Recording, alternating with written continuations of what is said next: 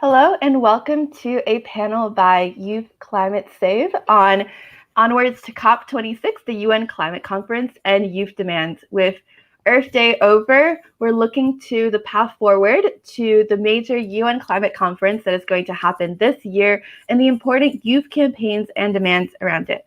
My name is Lana Wagner. I'll be moderating this panel for Youth Climate Save today, and we'll be discussing with our panelists about their different campaigns, demands, initiatives, asking of the UN Climate Conference to get the most impacts possible. So let me bring them onto the stream. Welcome. So to get started, I'm going to pass it first to Steve to introduce himself and tell us about the youth campaign or demand of COP that you are representing. Hi, everyone. My name is Steve Chu. I serve as a representative to Buddhist Tsuji Foundation. I love long walks on the beach and roasting chestnuts on an open fire. And today I am representing the Food at COP campaign. Thank you, Steve. Great introduction. I'm Sadie. I'll pass it on to you. Tell us a little bit more about yourself and the youth campaign or demand of COP that you're representing. Sure, that's hard to follow, but I'm Sadie, and I'm a co-director and co-founder of the Loss and Damage Youth Coalition, which focuses on the most severe impacts of climate change and demanding action and justice from our world leaders. Perfect, thank you. And Maria Fernanda, next to you. Hi, everyone. My name is Maria Fernanda, but I go by Mafe for short. I use she, her pronouns. I'm 24 years old, and I work with Polluters Out, which is a coalition that is led by youth fighting for global divestment and taking down the fossil fuel industry. Also, I guess as a personal note, I am an avid reader. I read on my free time when I'm not organizing, so you can always find me reading a book. Perfect. I love all the personal comments and touches. That's really, really nice to hear.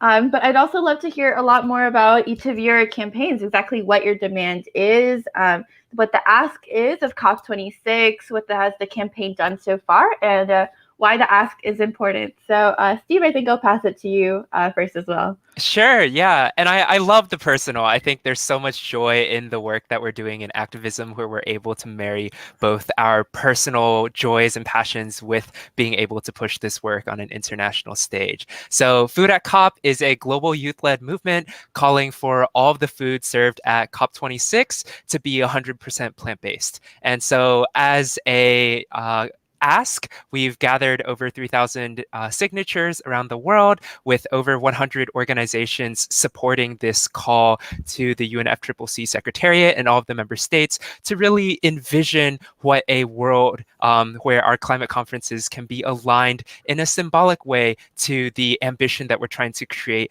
within the climate space can be. And so we really believe that food plays a critical role in addressing climate change. It's both a problem and a solution. Food drives over 1/3 of our man-made greenhouse gases emitted every year, and really is about 80% of deforestation driven by cattle and beef. So I think in terms of the problem that we face because of our overconsumption, it's really huge. But then at the same time, our food systems play a critical role in solving the climate crisis. And so we're excited to call upon the UN to really not only increase ambition within our NDCs and the COP space, but also look to have a symbolic representation of this within how we consume at this conference. Perfect. Youth Climate Save definitely agrees with you in that one. Next, I'll pass it to Sadie once again to hear more about her youth demand, what the exact ask is of her team, what has the campaign done so far, and why is it important?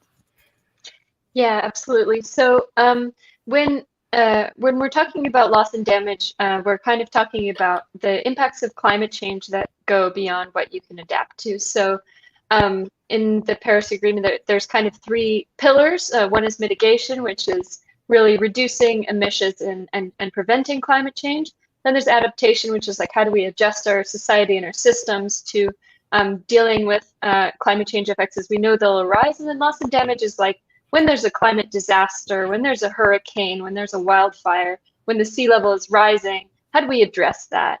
While mitigation and adaptation each have their own source of finance from developed countries to developing countries through funds like the Green Climate Fund to be dealing with mitigation and adaptation, there's no such finance that's available for loss and damage. So countries are dealing with climate disasters out of their own pockets and through an already stretched humanitarian aid budget. So we're calling for finance for loss and damage.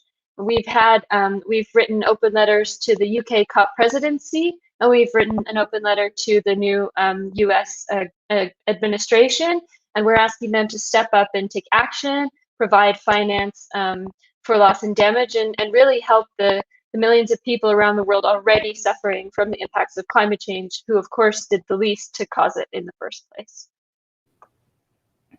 Wow, that is so powerful. Of course, there are already people being impacted by climate change right now, and I think I so agree. That's so often something that people don't want to acknowledge because it is inconvenient to think about.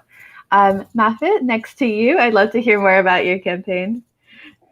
Yeah, so as I said before, the Polluters Out is a coalition dedicated to taking down the fossil fuel industry. And reason being is because we acknowledge that this that the control that the fossil fuel industry has on the COP process and the conference and the UNFCCC is a larger and a very big issue. And they don't only control climate negotiations, but governments, banks, universities, and indigenous lands, which is why those are our 5 pillars. And we say polluters out of all of our aspects of our society. So our big ask, especially for our focal point being COP26 this year, is that the United Nations framework on climate change, the UK government and all governments reject big sponsorships from these big polluters, from the Conference of Parties, and all events associated to the UNFCCC. What does that mean is that, yes, the very big issue is that fossil fuel companies, institutions, and banks that fund fossil fuel projects are sponsoring these climate negotiations, but also the sponsorship gives them a leeway to participate in the COP process. They are allowed to host events, and if that company in itself, like BP or any, do not host it themselves, they have representatives to host it for them, like the IETA, which is the International Emissions Trading Association. They did host during COP25, and they've been part of that process, the IETA, since COP21. They also are allowed to host trading posts. So for example, we have COP25 happened, and Spanish energy firms Endesa and Iberdrola hosted trading posts, and they were allowed to do that by paying 2 million euros for platinum sponsorship. So our big ask is that we want these polluters out of these negotiations, because we're not going to be able to solve or even mitigate the crisis with these people continuing to influence these talks, as well as what have we done, or what we're trying to do for this year is just highlight the hypocrisy of these companies for the whole month or the whole year until November. And also, interesting enough, that the G7 is also going to be hosted in the UK. So also trying to highlight that as well.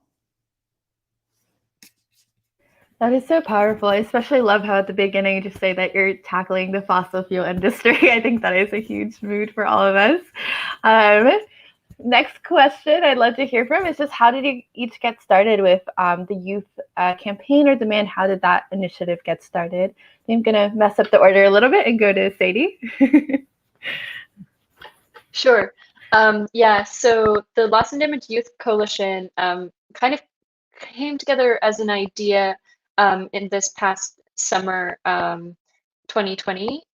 So yeah, I was kind of in conversation with a number of youth climate activists from around the world who were both like noticing that there was an absence of space and opportunities for youth, especially from the global south, to really have their voices heard in climate decision making.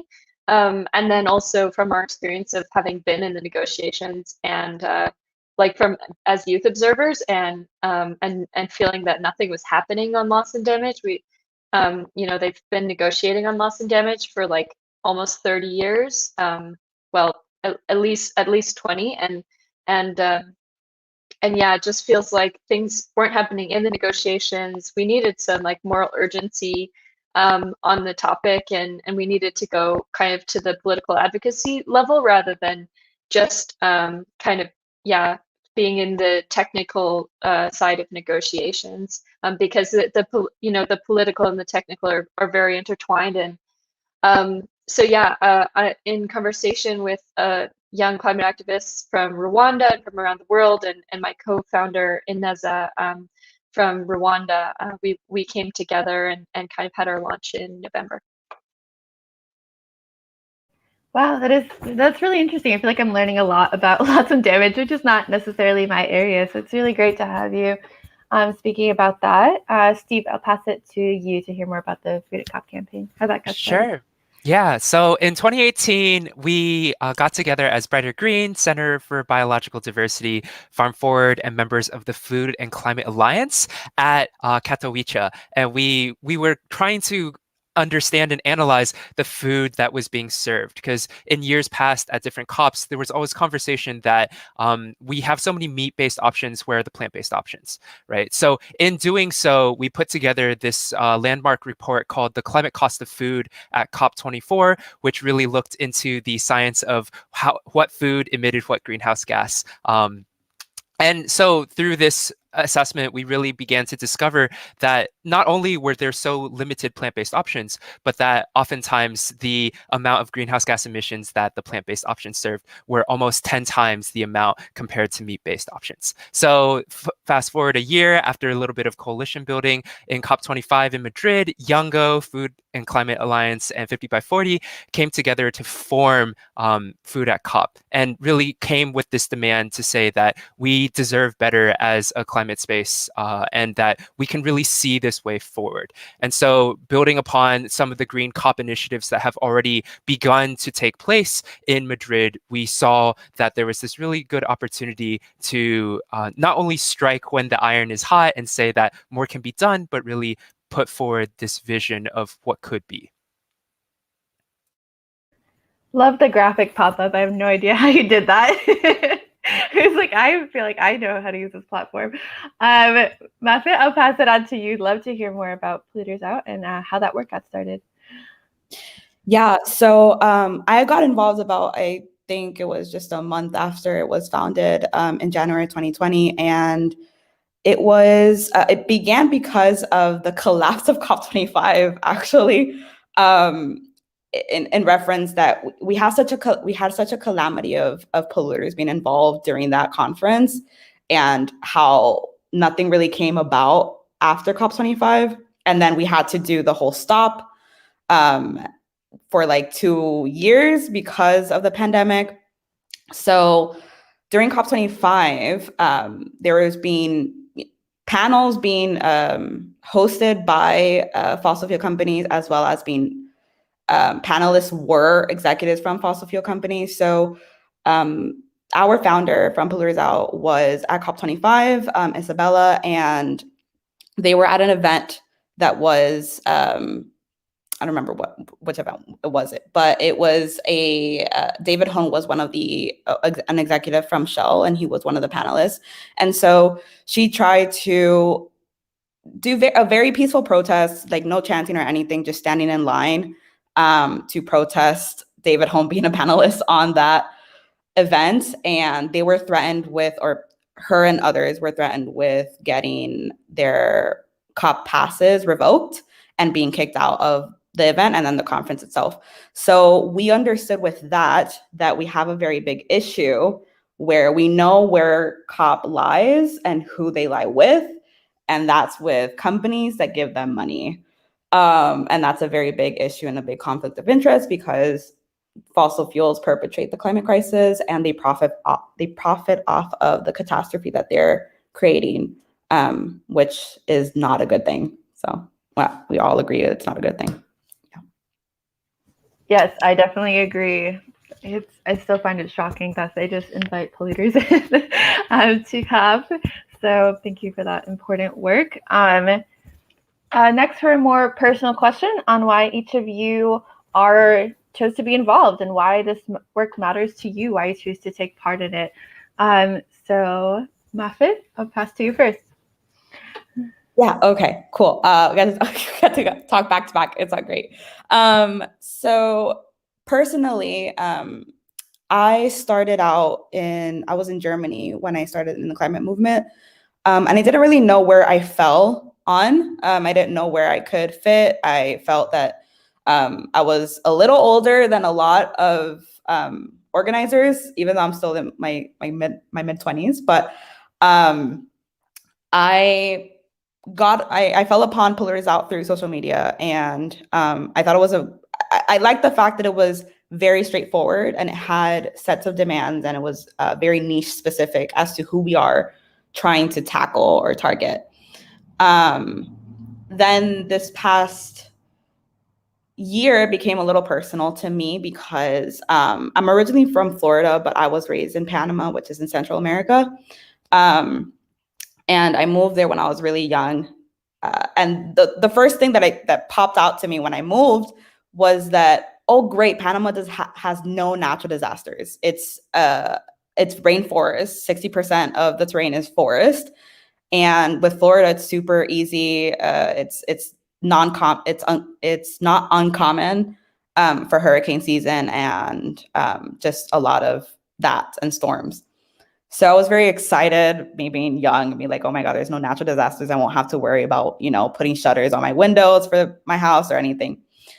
But this past year, we had a very heavy hurricane season in Central America. And Panama is very tiny. It's like a strip. It's an S.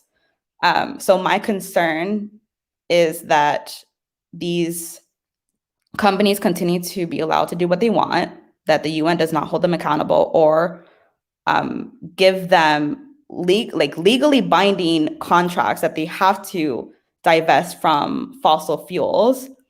And countries like Panama and my family's home country is submerged underwater before I'm even 30. With the hurricane season, even though it didn't touch land in Panama, it affected my family's province, which is really close to the border of Costa Rica. Well, it's in the border with Costa Rica, and that touched Nicaragua. It's like, and maybe my geography is wrong, Panama, Costa Rica, and then Nicaragua, or I might be a little off on that. But it wasn't in Panama that it touched down. So that's why it's very scary that natural disasters are getting stronger and stronger, and main criminals on doing that is fossil fuels. So yeah, that's a great point. I've been seeing the hurricane season effects in Nicaragua and in Central America, and I think that has been really devastating for a lot of people. It's horrible to see those kinds of things getting worse. Sadie, I'll pass it to you. Sure. Yeah. So I suppose I got involved with climate activism when I was in high school. I'm also in my mid-20s. But when I was in high school, I quite near to my house. They are still. This was a while ago, but they're still trying to build a pipeline and from Canada, so to transport oil from the tar sands out to the Pacific Ocean, where it can be loaded into tankers. And yeah, I just there was an indigenous-led resistance to these pipelines, and I felt really strongly compelled to get involved also with other youth climate activists who were talking about how climate changes are affecting our future, and how environmental and climate justice were also disproportionately affecting people who are already very structurally oppressed or marginalized. So people who are the poorest, people who are in the global south. And I think fundamentally it is a question of climate justice. I don't believe it's, there's not the world isn't fair. in the sense of like you're kind of thrown by chance into your socioeconomic position, and yet that really affects the quality of life that you have. And I believe that it's our responsibility to right that wrong and bring climate justice for all. So that underpins what I'm doing, and the movement of finance and action on loss and damage really is about a material transfer of wealth to developing countries and oppressed peoples, and I see it as a form of climate reparations, and we need to be talking more about climate reparations. Yeah. Yeah, definitely. That's a really great point. Steve, love to hear about how you, why you were personally involved, why you engage on these issues. Yeah, so I've been volunteering with my organization, Tsuji Foundation, since I was 7 years old. So a lot of the work we do is related to community-led development and really going and working hand in hand with communities that have been impacted by disasters, to try to build resilience and ensure that path towards a brighter future. And so over the years of being in this space, I began to really see that climate change was exacerbating a lot of the issues that were already being faced by a lot of the communities that we were working with. So food wasn't growing as easily, hurricanes were more frequent and more devastating. And so there was this spark of wanting to work in the space of climate action since I was young. But it wasn't until I went to college that I began to really begin to be engaged in this space of activism and work with fellow young leaders. And so in COP20 in Peru, I'm now in my late 20s. It feels so weird to say that because I've been saying I've been in my mid 20s for so long. But in Peru, when it was my first COP and coming to this space, being so riled up with energy to think that like, oh, we're here, this is the best multilateral space that we can come together to address climate change, and then realizing and having such deep cognitive dissonance to see that there were no food options available for me as a vegetarian. And there was like one or two, but the options were so deeply limited compared to the bountiful options of meat possibilities. And so seeing that, and then while recognizing how deeply food ties in with climate and seeing this dissonance really sparked this unrest in me, in this sense of that I didn't belong. And with that sentiment, I've really been engaging with the climate space to see how food can be more included within this conversation around climate change. I think between all of us as youth activists today, what I see is that we're really all addressing gaps that exist within our current system, and we're asking the question of what could there be, right? Not what is, but what could there be? And I think that question excites me both as a human being and as an activist. And I'm really happy to be here to explore that with everyone today. Always so positive. Also, since 7 years old, it's crazy. I also really resonate with the reason why I got involved in UN level and international level activism was because I was thinking if you have all the world leaders in one room, like that's got to be one of the best opportunities we have to like turn this around and get on track. And I've also just been really disappointed in more areas than just food. I think that's something we can agree on. So for the last question, if each of you had one chance to talk to the full COP26 team, including leadership, what would you say? And I'll pass it to Sadie first. All right. Yeah, I would say the time is now to step up and provide finance, provide technical support, provide capacity support, provide technology to address loss and damage, stop kicking the can down the line, and if you have a moral responsibility to do this for the lives of people all over the world, and for the lives of current and future generations. And if you do not deliver on finance for loss and damage at COP26, it will be deemed a failure, not only by us in civil society, not only by us youth, but by many, many developing countries who have been calling for finance for loss and damage for many years. So that's what I'd say. It's a great message. And I saw that you're also planning to have a meeting, I think, with Alex Sharma. So I suppose that's what you'll say. Steve, to you next. Beautiful. I think from our side, if we cannot be visionary in designing how we gather and what we consume during our most important climate conference of the year, what hope do we have for the ambition to the outcomes of COP26? We really must model the transformative future we wish to see and do so in a way that honors our food culture, local farmers, and ensures a just transition away from the extractive relationships we have with both the people and the planet that we exist in. And also, stop gapping there, also to also lift up this notion that I would definitely echo of my fellow panelists' disappointment in our current multilateral system, but recognizing that this is still the best space for us to come together to find the solutions that we must create. I think there is still a lot of hope within our collective global community. Thank you for the message. For us, obviously, we're still trying. Those of us are still involved, and I do encourage others to also get involved in pushing for more action from COP26 and get involved in these youth campaigns. Mafe, I'll pass to you. Yeah, so my message would be to let the solutions to the climate crisis be led by people, women-led, youth-led, indigenous-led, frontline communities-led, marginalized communities-led. Because if they're not, and they aren't, because of the involvement of these big corporations, then just echoing what Sadie said, it is another failure. We do not be complicit to COP26, do not be complicit to the climate crisis by allowing these big corporations and lobbyist groups to pollute the negotiations.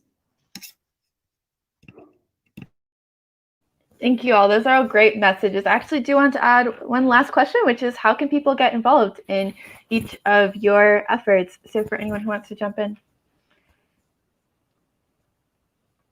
So maybe I'll start. I'll post in the comments as well, or we'll share it afterwards. We have a link tree. We'd encourage you to A, sign our petition. B, if you're an organization that is interested in plant-based coalition building, we welcome you to join the over 100 organizations that are actively working on this issue and form the connections with us in this space. And you'll have like all the links in the link tree. And then also help us amplify this message to those that you know, and help us also have the conversation around what it means to have ethical diets and climate-friendly diets. I think there's still a lot of space where there's a lot of antagonism in this notion around plant-based diets. It feels like a personal attack on my culture. What are you doing, taking away my meat? Like there's a lot of nuance to this discussion that I think oftentimes gets lost in these very bite-sized comments, that if you are a champion of this idea, I would encourage you to join us in having these more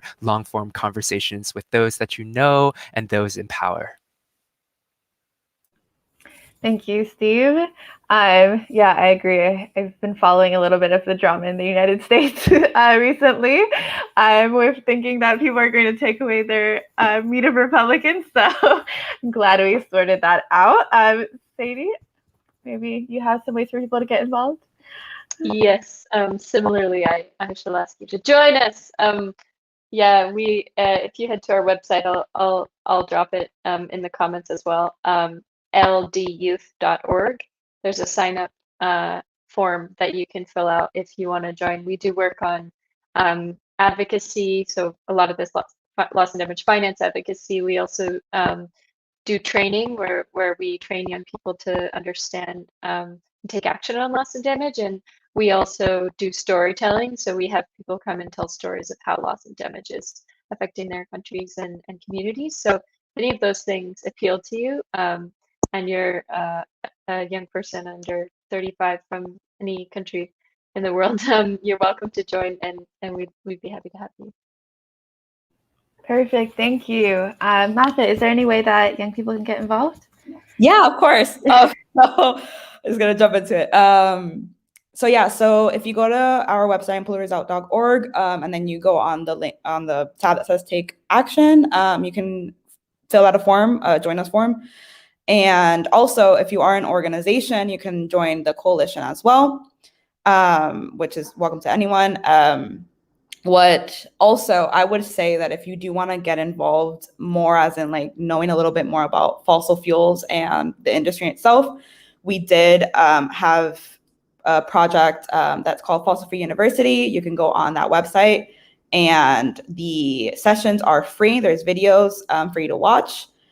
We had professors like Bill McKibben do classes, and that way you can get more informed in this type of work. And we are more than happy to welcome anyone who wants to join. So.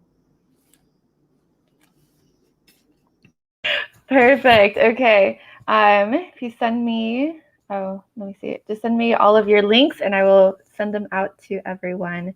Thank you all so much for joining today. I do want to say before we wrap up that there is one more important youth campaign who was not able to be here today and represent themselves. And of course, there's many youth campaigns, but I do especially want to highlight the one around gender representation at COP26. I think that is a major flaw in the leadership of this upcoming UN climate conference, and that there is a lack in female leadership that has been called out by young people and that they're campaigning around. So definitely check that out as well. I know She Changes Climate, or She Climate on social media, is talking about that. So make sure you also check out that work for young people. Thank you all so much for joining and speaking here today. It's been amazing hearing from you. Thanks for having us. Thank you. Thank you so much. Thank you.